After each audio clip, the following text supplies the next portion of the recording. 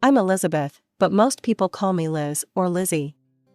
Some even call me Betty, though I've never been fond of that one. I grew up in what you'd call an ordinary family: mom, dad, and my older sister, Kate. Kate's 7 years older than me, and boy, did that make a difference. From the day I can remember, our house was like a shrine to Kate's existence. Every wall had a picture of her first smile, her first steps, or her scribbled drawings that mom and dad treated like Picassos. Me? I was just there. I got used to it, you know? Wearing Kate's hand-me-downs, playing with her old toys. It wasn't great, but I didn't know any different. I just learned to keep quiet and not make a fuss. As the years went by, the pattern continued. Kate got new clothes, I got her old ones. She got the latest toys, I got the ones she'd outgrown. But I never complained.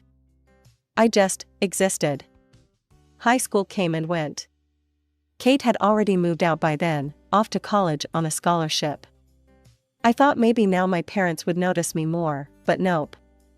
It was all about Kate's college adventures, Kate's new boyfriend, Kate's future. Then came the big announcement.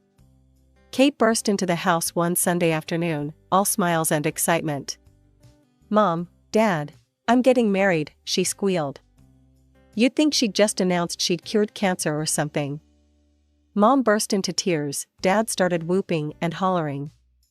Me? I just sat there, wondering if anyone remembered I was in the room. Kate turned to me, her eyes shining. "And Lizzie, you'll be my bridesmaid, right?" I nodded, forcing a smile. "Sure, Kate. Congratulations." As they all hugged and cried and laughed, I slipped out of the room. No one noticed. They never did. Kate's wedding turned out to be a bigger deal than anyone expected. One evening, I overheard my parents talking in hushed tones in the kitchen.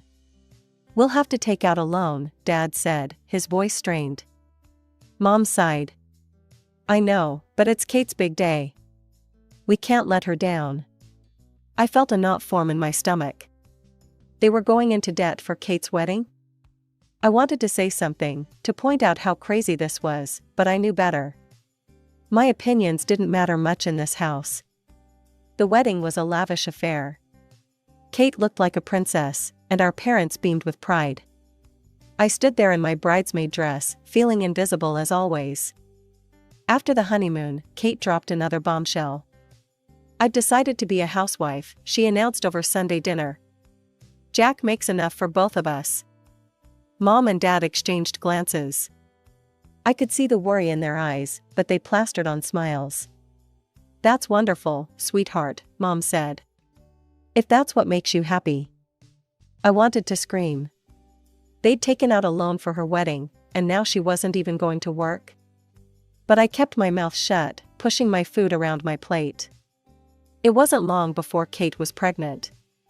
With twins, no less. Our parents went absolutely nuts. "Twins," Dad kept saying, shaking his head in wonder. "Can you believe it?" I could believe it. I could also believe what came next. "We should help them buy a house," Mom suggested one night. "They'll need the space with 2 babies on the way." Dad nodded. "We could make the down payment on a mortgage. There's that nice place not far from here." I couldn't stay quiet anymore. "Are you serious?" I blurted out. "You're already in debt from the wedding, and now you want to buy them a house?" They both looked at me like they'd forgotten I was there. Maybe they had. "Elizabeth," Mom said, her voice stern. "This is what family does. We help each other." The twins were born a few months later. 2 little boys, cute as buttons. Mom and Dad were over the moon, spending every free moment at Kate's new house, cooing over the babies. Meanwhile, I was finishing up high school, trying to figure out my next steps. College was the obvious choice, but how was I going to pay for it? One night, I worked up the courage to ask. "Mom, Dad, I've been looking at colleges." "That's nice, dear," Mom said, not looking up from the photo album of the twins she was putting together. I was wondering, could you help me with tuition? They exchanged that look again. The one that said they'd rather be talking about anything else. Well, sweetie, Dad started, we'd love to help, but with the loan for Kate's wedding and helping with the house. We can cover half, Mom jumped in. But you'll need to figure out the rest on your own. I felt like I'd been punched in the gut. Half? That's all they could do? After everything they'd done for Kate? But I knew arguing was pointless. Okay, I said, my voice small. Thanks. As I walked back to my room, I heard them resume their conversation about the twins' latest accomplishments. I closed my door, leaned against it, and for the first time in years, I let myself cry. I'd managed to get into the local community college, not my dream school, but the only one I could afford with my parents' measly contribution. To make up the difference, I landed a part-time job at a nearby diner. Let me tell you, waiting tables while trying to keep up with college coursework is no picnic. I'd drag myself home most nights, dead on my feet, dreaming of my bed. But even that small comfort was often yanked away from me. It started one Friday evening. I'd just finished a brutal shift and was looking forward to face planting into my pillow when I walked in to find Kate in our living room, the twins crawling around her feet. "Oh, Lizzie," she exclaimed. "Thank God you're here. I'm at my wit's end with these two. Mind watching them for a bit? Jack and I haven't had a date night in ages." Before I could even open my mouth, she was out the door, leaving me with two screaming 3-year-olds. "What the hell?" I muttered, staring at my nephews. Don't get me wrong, I love the little terrors, but this wasn't what I signed up for. Mom wandered in from the kitchen. "Your sister is exhausted. This is what family does. Besides, it'll be good practice for when you have your own kids." I wanted to scream. Kids? I was barely keeping my head above water as it was. This became a regular occurrence. Every weekend, without fail, Kate would show up, drop off the twins, and disappear. Sometimes she'd claim she had errands. Other times, she and Jack would go catch a movie or grab dinner. And every time, I'd end up playing babysitter. One Saturday, after a particularly hellish week of exams, I'd had enough. Kate had just breezed out the door, leaving the twins mid-tantrum. "Mom, Dad," I said, trying to keep my voice steady. "This isn't fair, I'm exhausted, I work, I study, and now I'm expected to give up my weekends too?" Dad barely looked up from his newspaper. "Lizzie, your sister needs the help. You should be glad to do it." "But what about what I need?" I protested. "I'm running myself ragged here." Mom sighed. "Elizabeth, don't be selfish. Kate has 2 children to look after. You don't know how hard that is." I gave up. It was clear they weren't going to listen. So I resigned myself to my fate, classes during the week, work in the evenings, and unpaid babysitting on the weekends. Personal life? Huh. That was a joke. The closest thing I had to a social life was making small talk with customers at the diner. Dates? Forget about it. Between work, study, and the twins, I barely had time to shower, let alone meet someone. I was at my breaking point. The constant juggle of work, school, and forced babysitting had left me drained, both physically and mentally. I needed a break, a real one, away from everything and everyone. So, I made a decision. "Mom, Dad," I announced one evening, "I'm taking a few days off. Going to the beach." Their reaction surprised me. For once, they actually seemed happy for me. "That's wonderful, Lizzie," Mom exclaimed. "Where are you going?" I told them about the cheap motel I'd found online, right by the ocean. Nothing fancy, but it was all I could afford. Dad nodded approvingly. "Good for you, kiddo, you deserve a break." I almost fell over from shock. Was this really happening? Were they actually acknowledging my needs for once? The day finally came. I packed my bag, hopped on a bus, and felt the weight lifting off my shoulders with every mile that passed. When I finally arrived at the coast, I couldn't believe my luck. The motel was small and a bit run down, but the ocean view was spectacular. I dropped my bag in the room and headed straight for the beach. The salty air filled my lungs, and for the first time in months, I felt like I could breathe. I treated myself to lunch at a cute little seaside cafe, savoring every bite. No screaming kids, no homework, no customers to please. Just me, my thoughts, and the sound of the waves. As the sun started to set, I headed back to the motel, already planning my evening of peaceful solitude. But as I approached my room, I heard familiar voices. "Surprise, Lizzie!" I froze. There, standing outside the room next to mine, were Mom and Kate, with the twins running circles around their legs. "What are you doing here?" I stammered, my heart sinking. "We couldn't let you be all alone on your vacation," Mom chirped. "So we decided to join you. We're right next door." I noticed their suitcases outside one of the nicer rooms. Of course, they'd splurged on themselves while I was in the budget option. Before I could process what was happening, Kate was pushing the twins towards me.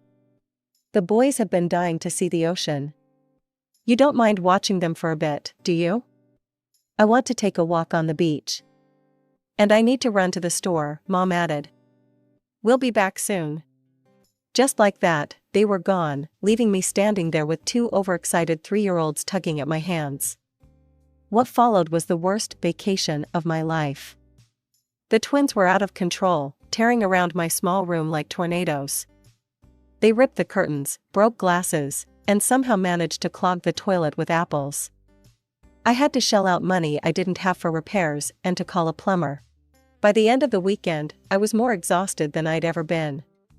The final straw came when Kate had the audacity to complain about how tired she was from all the traveling. I lost it. The argument that followed was epic. I yelled, Mom cried, Kate sulked, and the twins screamed through it all.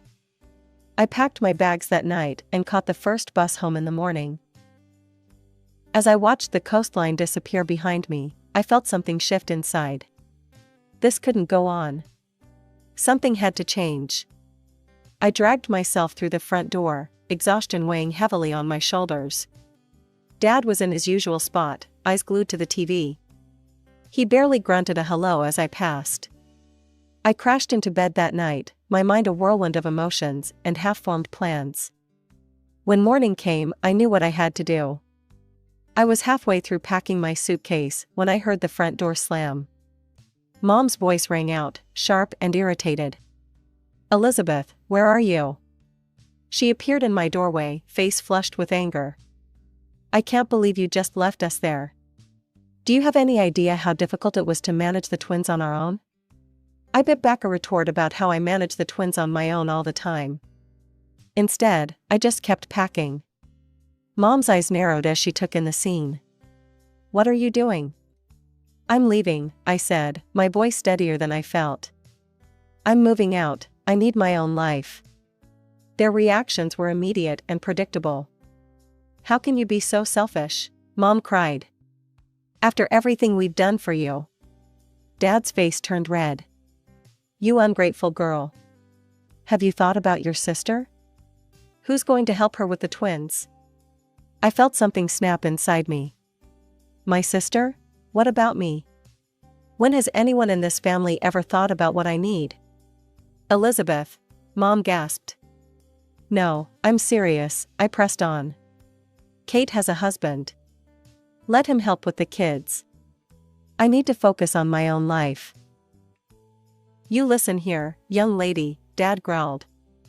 "If you walk out that door, don't expect us to keep paying for your college. You'll be on your own." I looked at them both, these people who were supposed to love and support me unconditionally. In that moment, I realized they were strangers to me. "Fine," I said, zipping up my suitcase. "I'd rather be on my own than live like this. No personal life, no time for myself, just constant demands and screaming kids. I'm done."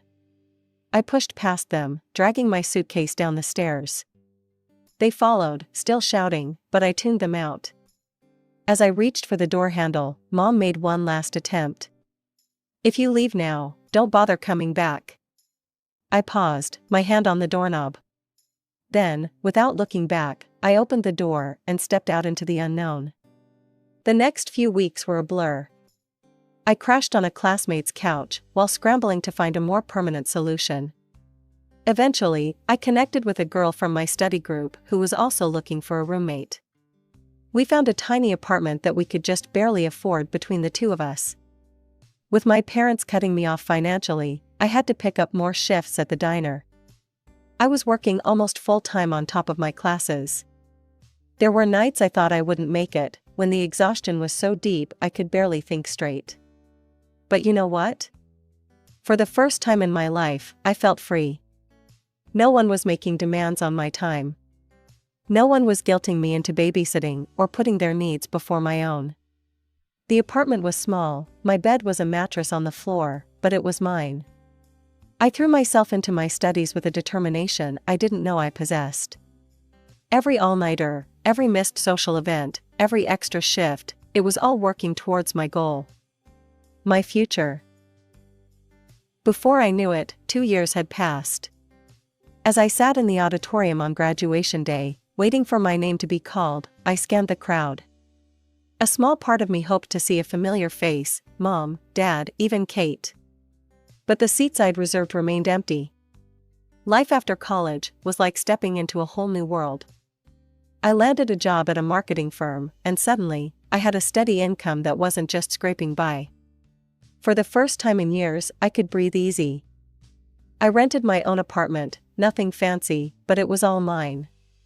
No roommates, no family drama, just peace and quiet. And let me tell you, it was glorious. I started doing all those normal things I'd missed out on before. I went on dates, made new friends, even had a couple of short-lived relationships. Nothing serious, but it was fun to just be young and carefree for once. My parents? They were still in the picture, but barely. We'd talk maybe once a month, stilted conversations full of awkward silences and thinly veiled disapproval. They were still sore about me moving out, and I wasn't exactly rushing to mend fences. Then came my 25th birthday. I had plans with friends, nothing wild, just dinner and drinks. But a week before, I got a call from Mom. "Elizabeth," she said, her voice oddly cheerful, "we want you to come over for your birthday. The whole family will be there." Against my better judgment, I agreed. When I arrived at my parents' house, it was like stepping back in time. Kate and her husband were there, the twins, now 7 years old, running around like little tornadoes. Various aunts, uncles, and cousins milled about, all smiles and hugs. "Happy birthday, Lizzie," they chorused as I walked in. I plastered on a smile, accepting hugs and well wishes. Then came the gifts. Most were typical: clothes, books, gift cards. But then Mom handed me an envelope with a flourish. "This is from all of us," she said, beaming. I opened it, my stomach sinking as I saw what was inside. A ticket to a beach resort. "We're all going," Dad announced proudly. "A big family vacation. We've paid for everything." I froze. A family vacation with the twins? It was my ruined beach trip all over again. I opened my mouth to refuse, but Mom squeezed my arm, whispering harshly, "Don't you dare make a scene.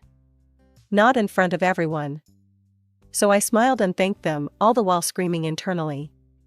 The party wound down, relatives trickled out, and finally, it was just us, me, Mom, Dad, Kate, and her family. That's when I let loose. "I'm not going," I said flatly. "What?" Kate gasped. "But it's a family trip." "Exactly," I replied. "And I'm not interested in spending my vacation babysitting your kids again." Kate burst into tears. "You don't love us at all, do you? You don't care about your nephews." "I care about them just fine," I snapped. "But if I wanted kids, I'd have my own." The argument went round and round. Mom called me ungrateful, Dad looked disappointed, Kate kept crying. They all tried to guilt me, to pressure me into giving in. "Fine," I said finally, my voice tired. "I'll go." They all looked relieved, like they'd won some great victory. but they had no idea what was coming. The day of departure arrived, and I found myself at the airport, surrounded by my overly cheerful family.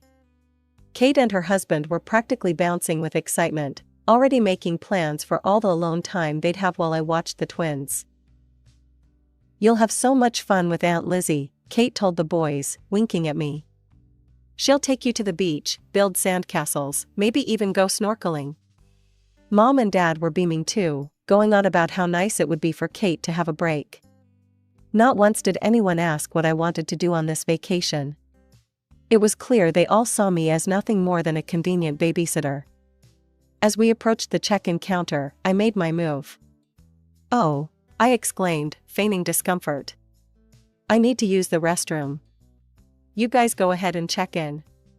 I'll meet you at the gate." They nodded, distracted by wrangling luggage and excited children. I watched them join the queue, then turned and walked briskly in the opposite direction. My heart was pounding as I approached a different check-in counter. I handed over my passport and the ticket I'd bought weeks ago, a flight to a small, peaceful island resort. Once through security, I found a quiet corner and pulled out my phone. My hand shook slightly as I typed out a message to Mom. "I'm not coming with you, I'm going on my own vacation. Enjoy your trip." I hit send and immediately turned off my phone, not wanting to deal with the fallout just yet. I could almost hear the explosion of anger and disbelief that would be happening at the other check-in counter. As I settled into my seat on the plane, I turned my phone back on briefly. It immediately exploded with notifications, missed calls, voicemails, angry texts. I listened to one voicemail from Mom, her voice shrill and furious. "Elizabeth Morgan. How dare you abandon your family like this? You've ruined everything. Your sister is in tears, her husband is furious, they were counting on you to watch the boys. And I had plans. You are the most selfish, ungrateful." As the plane took off, I sipped my champagne and gazed out the window. The guilt was still there, a small knot in my stomach. I knew I'd have to deal with the fallout eventually. There would be angry phone calls, tearful accusations, probably another round of being called selfish and ungrateful. But overwhelmingly, I felt free. Light. Like I could finally breathe.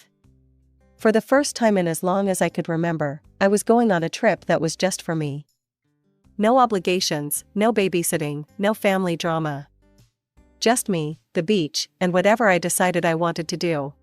As the plane touched down on the small, tropical island, I felt a weight lift off my shoulders. The warm breeze that greeted me as I stepped off the plane seemed to whisper, "Welcome to freedom." I checked into my resort, a modest but charming place right on the beach. As I unpacked, curiosity got the better of me, and I turned on my phone. Instantly, it exploded with notifications. Hundreds of text messages, missed calls, and voicemails flooded in. With a mix of amusement and trepidation, I scrolled through some of the messages. "How could you do this to us, Mom? You ruined everything, Kate. You're so selfish, Elizabeth, Dad." I couldn't help but smile. For once, I had chosen myself over their demands. I turned the phone off again and tossed it into the hotel safe. For the next week, I was unreachable. And what a week it was. I lounged on the beach, read books uninterrupted, went snorkeling, and even tried my hand at surfing. I chatted with other vacationers, went on a few casual dates, and stayed out as late as I wanted. No schedule, no responsibilities, no screaming kids. Just me and the rhythm of the waves. All too soon, it was time to head home. I returned to my apartment tanned, rested, and more centered than I'd felt in years. But the real world was waiting to intrude on my newfound peace. The very next day, there was a pounding on my door. I opened it to find Mom and Kate, faces red with anger. "How dare you?" Mom screeched, barging in without invitation. "Do you have any idea what you've done?" Kate wasn't far behind. "You ruined our entire vacation." The boys were devastated. They launched into a tirade, their voices overlapping as they hurled accusations and insults. I was selfish, ungrateful, a terrible daughter and sister. I owed them for the ticket they'd bought me, for the vacation I'd ruined, for the childcare I'd failed to provide. I let them rant for a few minutes, their words washing over me without sticking. Then, calmly but firmly, I spoke. "That's enough," I said, my voice cutting through their noise. "I don't owe you anything. Not money, not childcare, not my time. I'm an adult, and I get to make my own choices." Mom opened her mouth to argue, but I held up a hand. "I'm not discussing this further. Please leave. When you're ready to treat me with respect and have a calm conversation, we can talk. Until then, I think it's best we don't communicate." They stared at me, shocked into silence. Then, with a few more choice words, they stormed out. As the door slammed behind them, I let out a long breath. It wasn't easy, but it felt right. Over the next few weeks, I made some big changes. I found a new apartment in a different part of town and moved without telling my family my new address. I threw myself into my work and picked up some new hobbies, painting, yoga, even started learning a new language. It wasn't always easy. There were moments of doubt, pangs of guilt. But every time I came home to my peaceful apartment, every time I made plans without worrying about babysitting duties, every time I pursued a new interest just because I wanted to, I knew I'd made the right choice. I don't know what the future holds. Maybe someday, my family and I will find a way to have a healthy relationship. Maybe not. But I do know this, I'll face whatever comes on my own terms, standing tall and unapologetic in the life I've chosen for myself.